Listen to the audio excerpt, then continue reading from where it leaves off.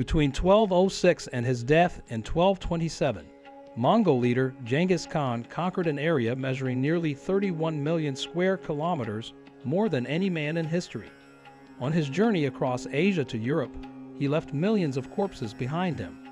But the brutal conqueror also modernized Mongolian culture, introduced religious freedom, and helped forge contacts between East and West. Here are some interesting facts about the great ruler who was a military genius, a political statesman, and a bloodthirsty conqueror.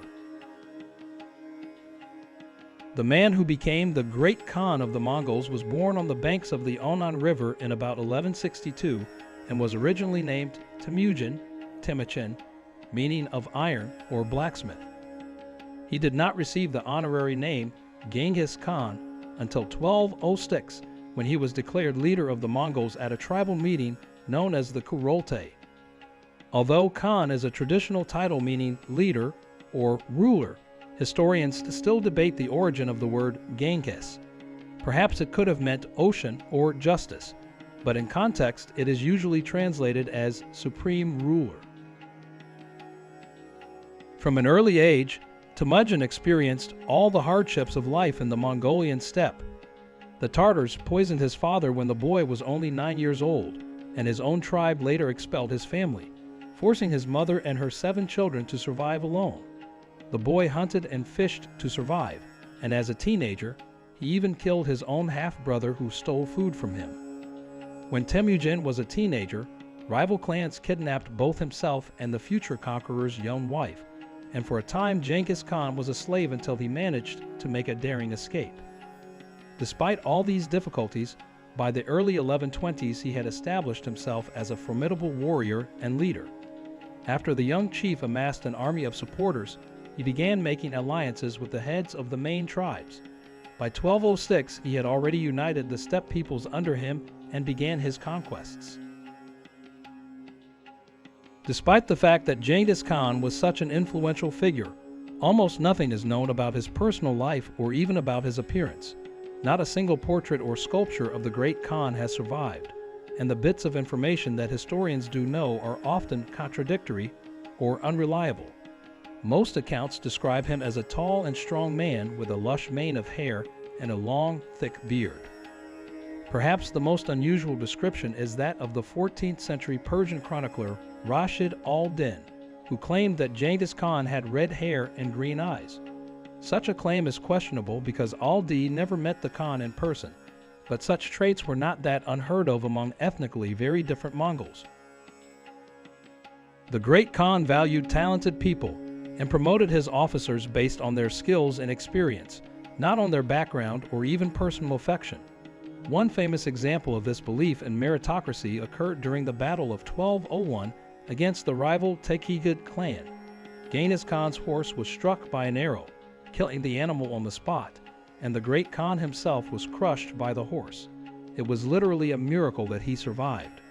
When Genghis Khan's army won the battle, the commander ordered the prisoners to be lined up in front of him and demanded them to confess who had fired the arrow that killed his horse. One soldier bravely stepped forward and declared that he had done it. Genghis Khan, impressed by the archer's courage, made him an officer in his army and later nicknamed him Jabe, or Arrow, after their first meeting on the battlefield. Along with the famous General Subutai, Jabe eventually became one of the greatest field commanders of the Mongols during their conquests in Asia and Europe. Genghis Khan often allowed other states to submit peacefully to Mongol rule, but was by no means shy about drawing his sword if he was resisted. One of his most famous campaigns of revenge was carried out in 1219, after the Shah of the Khwarezmid Empire broke a treaty with the Mongols. Genghis Khan offered the Shah a valuable trade agreement to exchange goods along the Silk Road, but when his first emissaries were killed, the enraged Khan responded by unleashing the full force of his Mongol hordes on Khwarezmid territory in Persia. The ensuing war resulted in millions of deaths, as well as the fall of the Shah's empire, but Genghis Khan did not stop there. He continued his victorious march by returning eastward and waging war with the Tangut Saikshia, a group of Mongol subjects who had refused to obey orders to provide troops for the Great Khan's invasion of Khwarezm. Although it is no longer possible today to know exactly how many people died during the Mongol conquests, many historians believe there were about 40 million. Censuses conducted during the Middle Ages show that the population of China was drastically reduced by tens of millions during the Khan's lifetime, and scholars have estimated that he may have killed about 3/4 of the population of modern-day Iran during his war with the Khwarezmid Empire. In sum, the Mongol invasion may have reduced the world's population by as much as 11%. Unlike many empire builders, Genghis Khan was loyal to cultural and religious diversity in conquered territories. He passed laws on freedom of religion for all, and even provided tax exemptions for ceremonial sites of various cults. This tolerance was politically motivated. The Khan knew that happy people were less prone to rebellion, and the Mongols themselves had an exceptionally liberal attitude toward religion. While Genghis Khan and many others believed in a system of shamanistic beliefs, honoring the spirits of the sky, winds, and mountains, there were Nestorian Christians, Buddhists, Muslims, and other animistic cults among the steppe peoples. The great Khan was also personally interested in spirituality. He was known to pray in his tent a few days before important military campaigns, and he often met with various religious leaders to discuss details of their faith. In his old age, Khan even summoned the Taoist leader Qiu Chuji to his camp, and they allegedly had a long conversation about immortality and philosophy.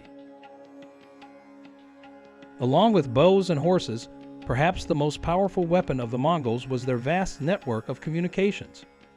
One of Genghis Khan's earliest decrees was the creation of an organized courier service known as the Yam. This medieval express service consisted of a well-organized network of mail houses and way stations located throughout the empire.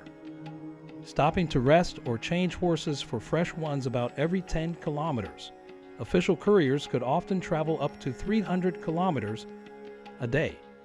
The system allowed seamless travel with goods and information, but it also worked as the eyes and ears of the Khan.